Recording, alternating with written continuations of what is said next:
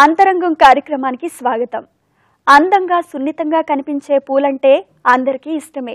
పూలు కనబడితే చాలు చాలా మందికి తమకు తెలియకుండానే చెయ్యి వాటి మీదకు వెళ్ళిపోతుంది, ముఖ్యంగా ఆడవాళ్ళకి.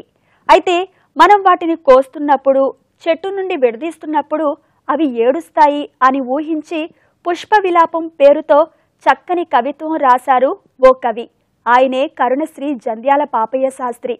ఈ రోజు మనం అంతరంగంలో మాట్లాడుకోబోతున్న మొదటి అంశం ఆ కవి పూల గురించి చేసిన ఊహ కంటే సున్నితమైంది. వైవాహిక జీవితంలో భార్య అనుమతి లేకుండా, ఆమెకు ఇష్టం లేకుండా ఆమెని హింసించి భర్త ఆమెతో శారీరక ఆనందాన్ని కోరుకోవడం గురించి మానసిక వైద్యులు ఏమంటున్నారో తెలుసుకోబోతున్నాం. అంటే మ్యారిటల్ రేప్కి దారితీసే పరిస్థితులు, ఆ కారణంగా మహిళలు అనుభవించే వేదన గురించి మాట్లాడుకోబోతున్నాం. ఆ తరువాత పిల్లలు చదువు విషయంలో తల్లిదండ్రుల పాత్ర ఎలా ఉండాలి, దీర్ఘకాలం వేధించే డిప్రెషన్, డిస్థీమియా గురించి కూడా తెలుసుకుందాం. మరి కార్యక్రమంలోకి వెళ్ళిపోదామా?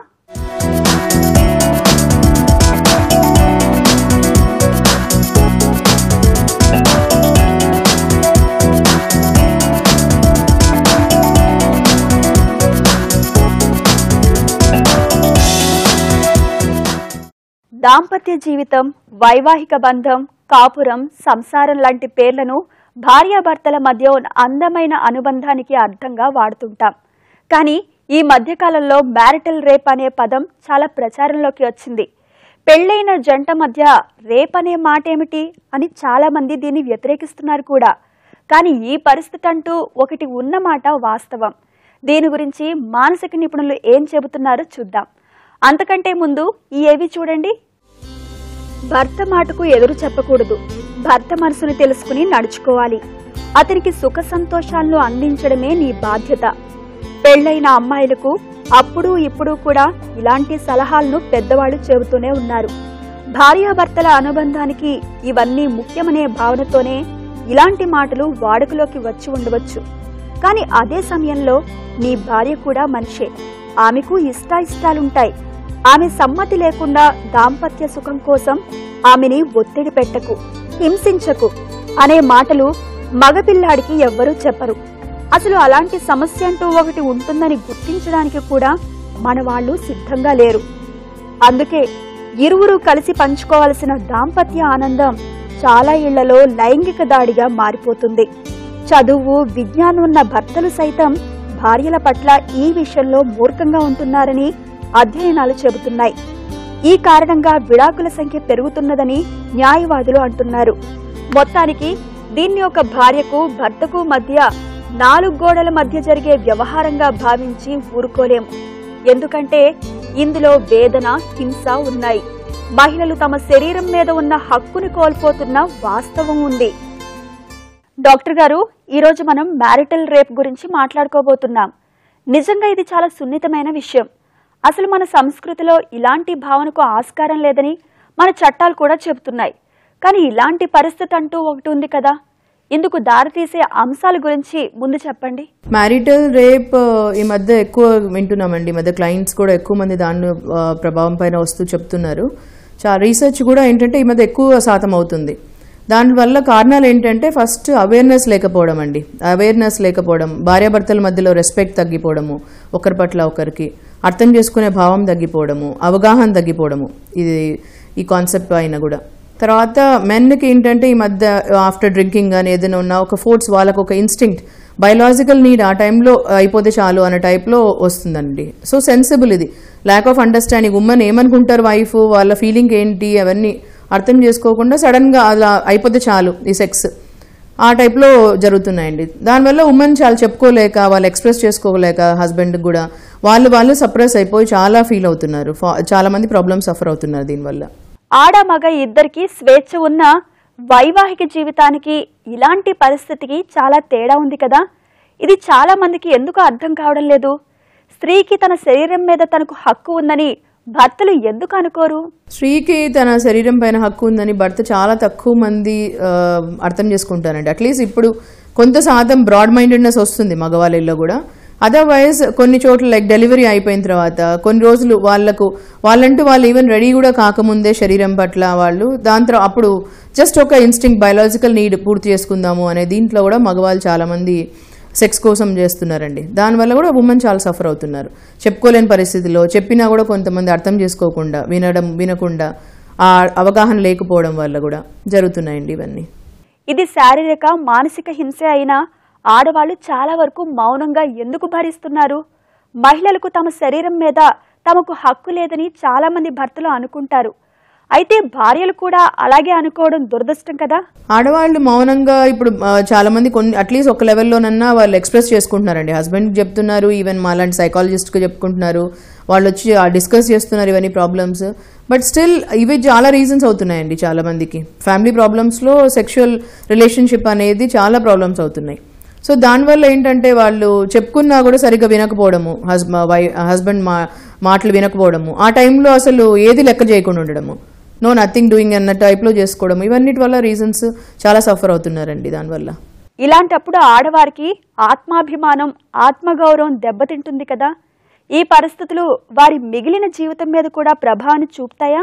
డెఫినెట్లీ చాలా ప్రభావం చూపిస్తాయండి. ఎందుకంటే మానసికంగా వాళ్ళు సంతోషంగా లేకుండా, ఎమోషనలీ సెక్షువల్ రిలేషన్లో వాళ్ళ హస్బెండ్తో సంతోషంగా లేకుండా, ఎక్స్ప్రెస్ చేయకుండా, ఒక ఫ్రీగా కమ్యూనికేట్ చేయలేకుండా, వాళ్ళకి ఏమి ఇష్టమో ఇష్టం లేదో అని కమ్యూనికేట్ చేయలేనప్పుడు చాలా ప్రభావం చూపిస్తుందండి వాళ్ళకి rest of the life. Even వాళ్ళకి వర్కింగ్ లైఫ్లో చూపిస్తుంది, బయట వాళ్ళు మిక్స్ అయ్యే ప్రపంచంలో కూడా చూపిస్తుందండి. ఇవి చాలా ఎఫెక్ట్ అవుతుంది వాళ్ళకు. It's shows highly negative impact on their personality also. ఈ పరిస్థితి మారాలంటే మార్పు ఎక్కడి నుండి మొదలు కావాలి? మన ఆచారాలు, సంస్కృతి, లోతుల్లో ఉన్న భావాలు ఇవే కదా. ఇది ఫస్ట్ మారాలంటే వాళ్ళ నుంచి, వ్యక్తి నుంచే మారాలండి. ఆడవాళ్ళ నుంచి మారాలి, మగవాళ్ళ నుంచి కూడా మారాలి. ఫస్ట్ ఆడవాళ్ళు ఎక్స్ప్రెస్ చేసుకోవడం మొదలు పెట్టాలి. వాళ్ళు చెప్పాలి, నాకు ఏది నచ్చుతుంది ఏది నచ్చదు అని చెప్పడం మొదలు పెట్టాలండి. వాళ్ళు చెప్పేది కూడా రైట్ విధానంలో చెప్పాలి. రాదర్ దెన్ అగ్రెసివ్నెస్ ఎప్పుడు సప్రెస్ చేసుకొని ఒక్కరోజు బస్ట్ కావడము, అగ్రెసివ్ బదులు అసర్టివ్నెస్ అనేది చాలా ఇంపార్టెంట్ అండి. అసర్టివ్నెస్ వలన చెప్పడం, వాళ్ళు ఎక్స్ప్రెస్ చేసుకోవడము, ఇది నాకు నచ్చుతుంది, ఇది నచ్చదు, ఇలా ఉంటే బాగుంటుంది, ఇలా ఉంటే బాగుంటుంది అని రిలేషన్షిప్స్లో విలువ తీసుకురావాలి వాళ్ళు ఫస్ట్. దాన్ని బట్టి భర్తలు కూడా చేంజ్ అనేది చూస్తారు. తర్వాత society automatically they will produce everything also. ప్రత్యేకంగా భార్యాభర్తల ఆలోచన ధోరణిలో రావాల్సిన మార్పు గురించి చెప్పండి. వైఫ్ అండ్ హస్బెండ్ లో ఫస్ట్ రెస్పెక్ట్, ఇద్దరికి ఈచ్ వన్ ఆ డిఫరెంట్ ఇండివిజువల్ అని ఇద్దరిలో రెస్పెక్ట్ రావాలండి ఒకరి పట్ల ఒకరికి. తర్వాత ఇద్దరిలో ఒక మ్యూచువల్ ట్రస్ట్ అనేది రావాలి. Mutual trust and faith and understanding రావాలండి. అలా వచ్చినప్పుడు ఏమంటే దాని నుంచే ప్రేమ పుడుతుంది. దాని నుంచి ఒకరొకరి పైన అమూల్యమైన ఒక లైఫ్ పైన చాలా విలువ పెడుతుందండి. దాని నుంచే అన్ని పుడతాయి. దానివల్ల వాళ్ళకు కూడా అవగాహన వస్తుంది, ఈగోస్ తగ్గించుకుంటారు, కమ్యూనికేషన్ పెంచుకుంటారు. నాకు ఈ రిలేషన్షిప్ చాలా ఇంపార్టెంట్ అని ఒకరొకరిలో రావాలి. అప్పుడు వచ్చినప్పుడు క్వాలిటేటివ్ టైం ఇస్తారు. నేను జీవితం అంతా ఈ మనిషితో ఉండాలి అని ఒకరొకరి పైన ఫీలింగ్స్ డెవలప్ చేసుకోవాలి. అప్పుడు అలాంటప్పుడు ఏంటంటే రెస్పెక్ట్ పెంచుకుంటారు, ప్రేమ పెంచుకుంటారు. అది దానికి ఒకరొకరు టైం కూడా ఇవ్వడం ఇంపార్టెంట్ అండి. ఇప్పుడు ఈగోస్ వల్ల ఎంత క్లాషెస్ అవుతున్నాయంటే ఈగోస్ వల్ల ఏమి చేయలేరంటే ఆ ఈగో బదులు ఒకరొకరిని అర్థం చేసుకునే భావం ఎక్కువ పెరిగితే బాగుంటుందండి. చూసారు కదా, మ్యారిటల్ రేప్ విషయంలో చట్టాలు రాయక ముందు నుండి ఉన్న సంస్కృతి సంప్రదాయాలను మార్చలేము అనే ఇంకా చాలా మంది అంటున్నారు. కానీ మనిషితో మనిషి సవ్యంగా ప్రవర్తించలేని స్థితి ఉన్నప్పుడు తప్పకుండా చట్టం జోక్యం చేసుకోవాల్సిందే. అది దొంగతనం, దోపిడీ అయినా లేదా మ్యారిటల్ రేప్ అయినా. ఏమంటారు?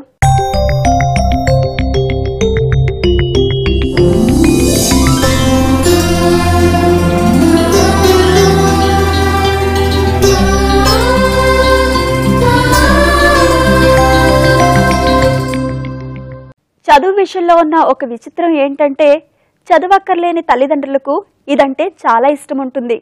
చదవాల్సిన పిల్లలకు మాత్రం చాలా కష్టంగా అనిపిస్తుంటుంది. చదువుతో వచ్చే ప్రయోజనాలు తెలుసు గనక తల్లిదండ్రులు చదవమంటుంటారు. ఇక చదవలేని పిల్లల వెనుక అనేక కారణాలు ఉండవచ్చు. ఇంతకీ చదువు విషయంలో తల్లిదండ్రుల పాత్ర ఎలా ఉండాలి? ఈ విషయం గురించి ఇప్పుడు చూద్దాం.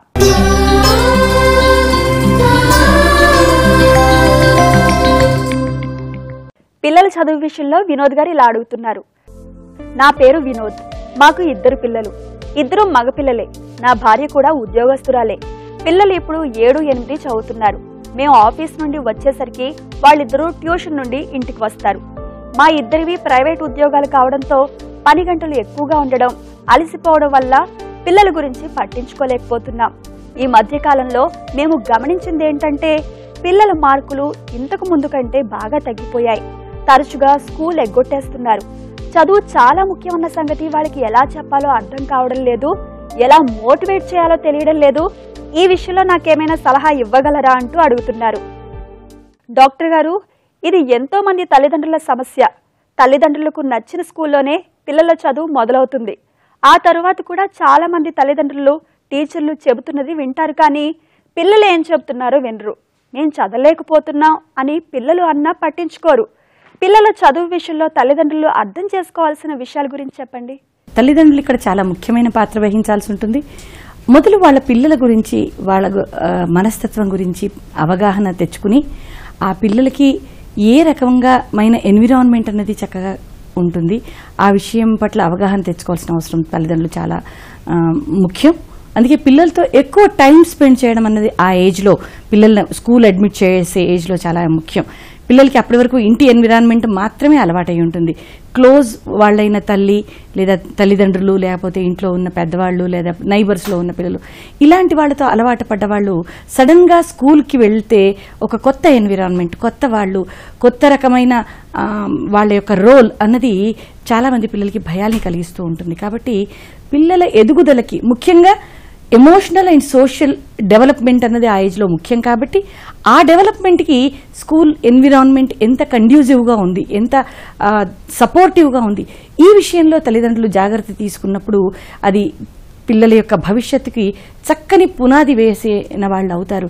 లేకపోతే పిల్లలకి ఆ చిన్న ఏజ్లోనే కొన్ని స్కూళ్లలో చూస్తూ ఉంటాం, 1, 2, 3లు, ఇంకా ఏమంటారు స్పెల్లింగ్లు, ఇవన్నీ ఏవేవో అకాడమిక్స్ చేస్తూ ఉంటారు. అలాంటి ఎన్విరాన్మెంట్ కాకుండా పిల్లల ఎమోషనల్ డెవలప్మెంట్కి లేదా సోషలైజేషన్ స్కిల్స్ డెవలప్మెంట్కి అనువుగా ఉండే స్కూల్ ఎంపిక చేయడం అన్నది ఆల్వేస్ చాలా ముఖ్యం. స్కూల్కి వెళ్లాలంటే కొంతమంది పిల్లలు బాగా బాధపడిపోతుంటారు, ఎగ్గొట్టాలని చూస్తుంటారు. వినోద్ గారి పిల్లలు కూడా స్కూల్ ఎగ్గొడుతున్నట్టుగా చెప్పారు. ఇలాంటప్పుడు తల్లిదండ్రులు ఏం చేయాలంటారు? స్కూల్ అంటే సుమారుగా ఒక 2.5-3 సంవత్సరాల వయసు, మొట్టమొదటి స్కూల్కి పంపించే వయసు అన్నది.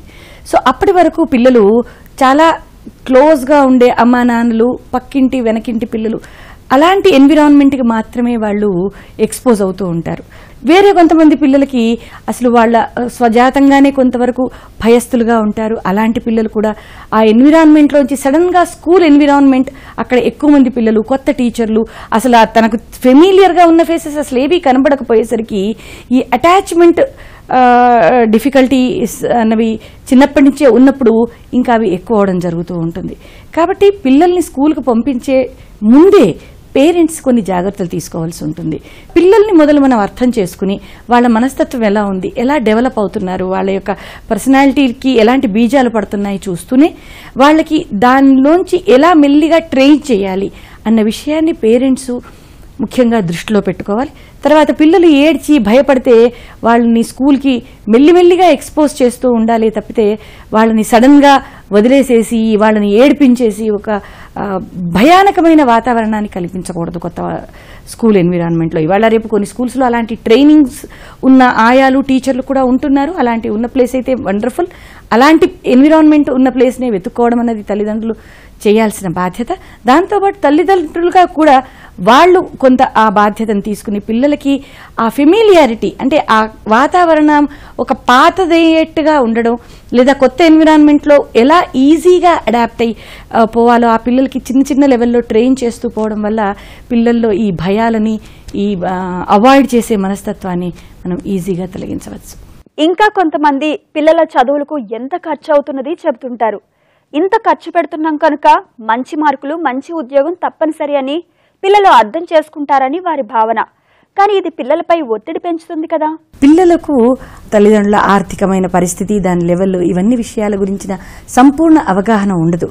అండ్ డబ్బుతో మనం లంకె పెట్టేసరికి చదువు యొక్క ఆ నాలెడ్జ్ అక్వైర్ చేసుకునే ప్రయారిటీ యొక్క దాని ఆ వాల్యూ తగ్గిపోతూ ఉంటుంది.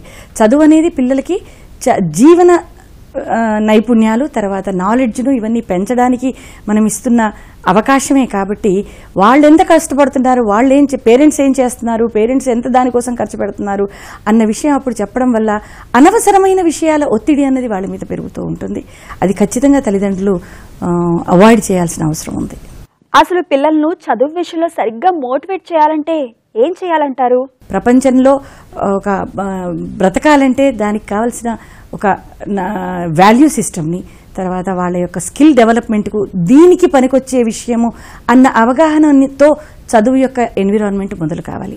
తర్వాత పిల్లలతో వేరే పిల్లలతో కానీ ఇంట్లో ఉన్న తోటి సిబ్లింగ్స్తో కానీ కంపారిజన్స్ చేయడము ఇలాంటి విషయాలలో కూడా జాగ్రత్త ఉండాలి.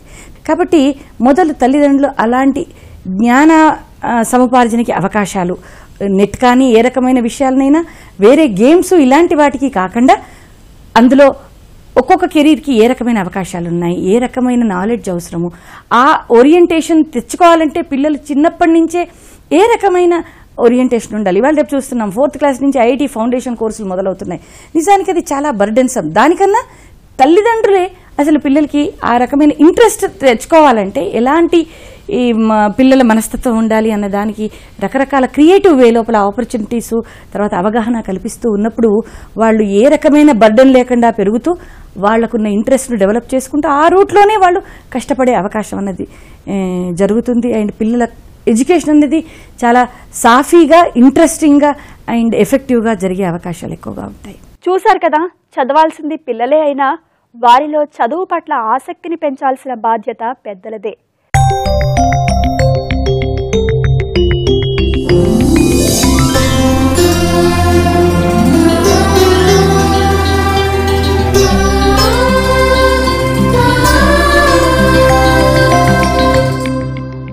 డిప్రెషన్ అనే మాటని ఇప్పుడు మనం చాలా తరచుగా వాడేస్తున్నాం. దిగులు, భయం, ఆందోళన, ఏ విషయంలోనూ ఆసక్తి లేకపోవడం ఇవన్నీ డిప్రెషన్ లక్షణాలని దీని పట్ల ఏమాత్రం అవగాహన ఉన్నవారికైనా అర్థమవుతుంది. అయితే ఇలాంటి బాధలు ఎప్పుడో ఒకసారి వచ్చిపోతుంటే పర్వాలేదు, కానీ జీవితాంతం వెంటాడుతుంటే మాత్రం అశ్రద్ధ చేయకూడదు. తప్పకుండా వాటి నుండి బయటపడాల్సిందే. అందుకు ఉపయోగపడే సమాచారం ఇప్పుడు డాక్టర్ గారిని అడిగి తెలుసుకుందాం.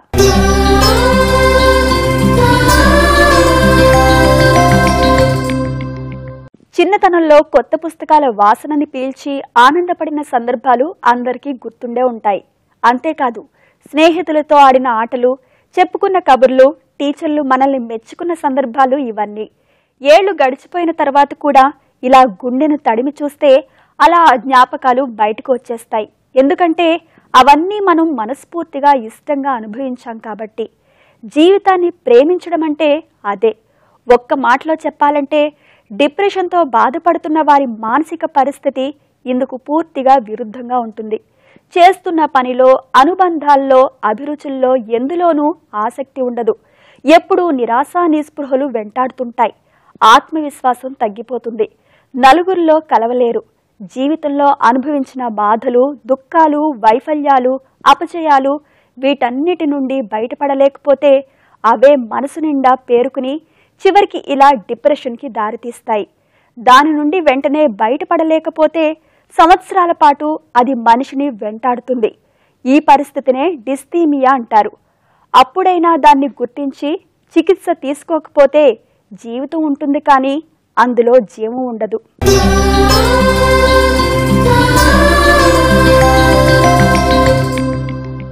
డాక్టర్ గారు, ఈరోజు మనం దీర్ఘకాలం వేధించే డిప్రెషన్ గురించి మాట్లాడుకుంటున్నాం.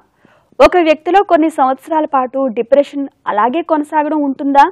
వీరిలో ఎలాంటి లక్షణాలు కనబడుతుంటాయి? డిప్రెషన్లో అనేక రకాలు ఉన్నాయి.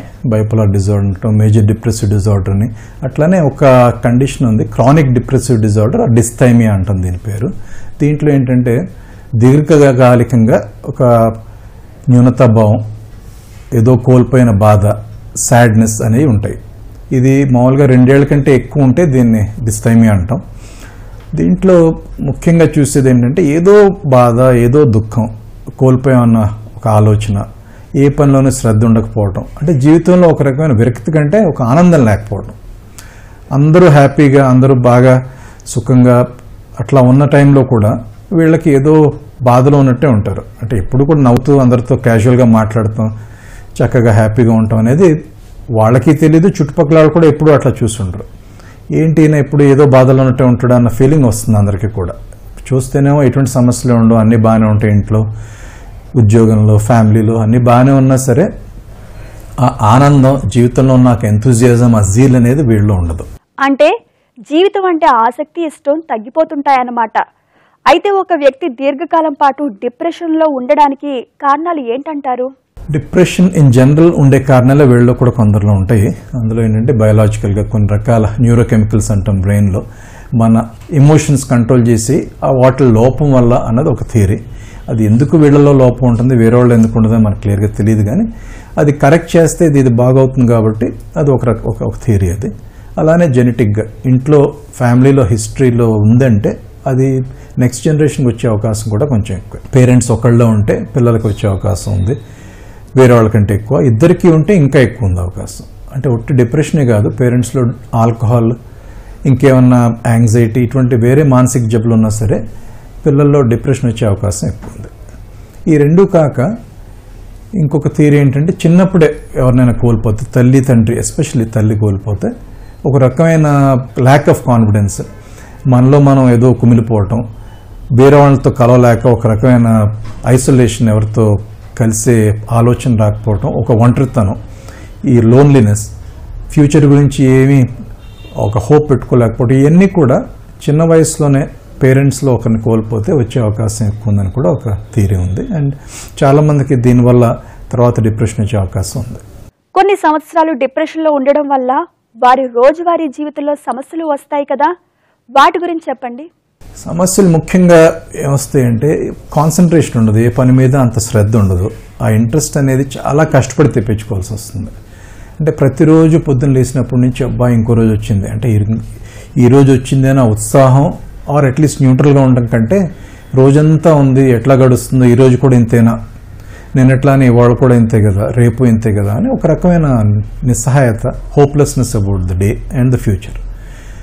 అట్లా నేనేమీ చేయలేను, నాకు ఎప్పటికీ మార్పు రాదు, నా జీవితం ఇంతే, తనలో తనకి కాన్ఫిడెన్స్ లేకపోవటం, ఏ పనిలోనూ ఒక ఆనందం అనేది లేకపోవడం, పేపర్ చదువుతాం అనేవ్వండి, వేరే వాళ్ళతో మాట్లాడుతూ అవ్వచ్చు, కాసేపు టీవీ చూస్తూ అవ్వచ్చు, అంటే చిన్న చిన్న పనుల్లో మనకు వచ్చే ఆనందం అనేది వాళ్ళకి కంప్లీట్గా పోతుంది. దాంతోపాటు ఆకలి తక్కువ అవుతాం, కొందరిలో ఎక్కువ కూడా అవుతుంది. కంఫర్ట్ ఈటింగ్ అంటే ఇట్లా ఉన్నప్పుడు అది ఒక రకమైన సాటిస్ఫాక్షన్ ఇస్తుంది కాబట్టి కొందరు ఎక్కువ కూడా తింటారు. బట్ చాలామంది ఏంటంటే తక్కువ తింటాం, దాంట్లో ఇంట్రెస్ట్ లేకపోవడం, బరువు తగ్గుతాం, దాంతోపాటు నిద్ర పట్టకపోవడం, అది కాక ఇంకా తీవ్రంగా ఉంటే ఎందుకు ఈ బ్రతుకన్న ఫీలింగ్ కూడా వస్తుంది కొందరికి. బట్ చాలా వరకు ఏంటంటే మరీ సివియర్గా ఉండదు ఈ జబ్బు లక్షణం, బట్ ఉన్నది మాత్రం చాలా ఏళ్ళు కొనసాగుతూ ఉంటుంది. సో ఈ రకంగా జీవితంలో ఒక ఆనందం, ఒక ఉత్సాహం, ఒక దానికోసం ఎదురు చూస్తాం, అవన్నీ ఉండకపోతాయి. దీన్ని చికిత్స చేయించకుండా వదిలేస్తే ఎలాంటి నష్టాలు ఉంటాయి? ఇది మేజర్ డిప్రెషన్గా మారుతుందా? అంటే ఇట్లా ఉన్నప్పుడు కూడా కొన్ని రోజులు బాగా తీవ్రంగా ఉండి ఎక్కువ తక్కువ అవుతూ ఉంటుంది. ఎప్పుడూ అదే సివియరిటీ కంటిన్యూ అవ్వదు, మేజర్ డిప్రెషన్ మారే అవకాశం ఉంది, కానీ మరీ ఎక్కువ కాదు. చాలామందికి ఇదే కంటిన్యూ అవుతా పోతుంది, అదే తక్కువ మోతాదులోనే, కానీ తగ్గదంతకి. ట్రీట్మెంట్ చేయకపోతే తగ్గకుండా సంవత్సరాల తరబడి వాళ్ళని వేధిస్తూ ఉంటుంది. మధ్యలో కొంచెం ఎక్కువ అవ్వచ్చు, కొన్నాళ్ళు ఏమీ లేకుండా బాగానే ఉండొచ్చు, బట్ కంప్లీట్ నార్మల్ అయిపోరు. కొంత తీవ్రత తగ్గుతుంది, చాలా వరకు పర్వాలేదు అనిపిస్తుంది, కానీ ఎక్కడో ఒక రకమైన లోపం ఉన్నట్టే ఉంటుంది. అప్పుడప్పుడు చాలా సివియర్గా పెరిగి మేజర్ డిప్రెషన్లో మారే అవకాశం, కానీ అది కొంచెం తక్కువే. మరి దీనికి విరుగుడేంటి? ఎవరికి వారు దీని నుండి బయటపడాలంటే ఎలాంటి జాగ్రత్తలు తీసుకోవాలంటారు? వాళ్ళు ప్రయత్నం చేసి చుట్టుపక్కల సహాయం వల్ల, వాళ్ళు ఇచ్చే ఎంకరేజ్మెంట్ వల్ల కొందరు బయటపడతారు. బట్ చాలామంది ఆ బయటపడే ప్రయత్నం చేసి దాని ఫలితం లేకపోవటం వల్ల ఇది ఇంకా కంటిన్యూ అవుతుంది. కాబట్టి మళ్ళీ మీరే చేయాలి, మీ వల్లే కావాలని వేరే వాళ్ళు ఊరిని వాళ్ళు వేధిస్తూ వాళ్ళని చెప్తాం వల్ల పెద్ద తేడా రాకపోవచ్చు. అదే కాక చేయలేకపోతుందని చెప్పి ఇంకా బాధ ఎక్కువ అవ్వచ్చు కూడా. అంటే అందరూ అంటున్నారు నీకేం సమస్య ఉంది, నువ్వు బాగుండొచ్చు కదా, అట్లా. అది ఒక అడ్వైజ్, ఒక ఎంకరేజ్మెంట్ కంటే అది ఒక బాధకు గురి చేసే అడ్వైజ్లో తయారవుతుంది. ఎందుకంటే వీళ్ళు చేయలేకపోతున్నారు, చేయట్లేదు, కానీ నిజంగా ఇష్టం లేక చేయకపోవడం కాదు అది. సో ఆ ప్రయత్నం అంతా చేసి ఫెయిల్ అయ్యారు కాబట్టి ఈ స్టేజ్కి వచ్చారు. అప్పుడు వేరే ప్రొఫెషనల్ హెల్ప్ అవసరం ఉంది. బురదలో కాలు పెడితే వెంటనే కడిగేసుకుంటాం, కళ్ళల్లో దుమ్ము పడినా, కాల్లో ముళ్ళు గుచ్చుకున్నా వెంటనే స్పందిస్తాం. ఆ బాధ నుండి బయటపడే ప్రయత్నాలు చేస్తాం. మనసుకి బాధ కలిగినప్పుడు కూడా అంత వేగంగానే స్పందించాలి. మనపై మనకున్న ప్రేమని, ఆత్మవిశ్వాసాన్ని దెబ్బతీసే సంఘటనలు, జ్ఞాపకాల నుండి ఎంత త్వరగా వీలైతే అంత త్వరగా బయటపడాలి. అప్పుడే ఇలాంటి మానసిక సమస్యలు మనతో పాటు ప్రయాణం చేయకుండా పారిపోతాయి. నేటి అంతరంగాన్ని ఇంతటితో ముగిస్తూ తిరిగి మరో అంశంతో మళ్ళీ కలుసుకుందాం. అందాక సెలవు. నమస్తే.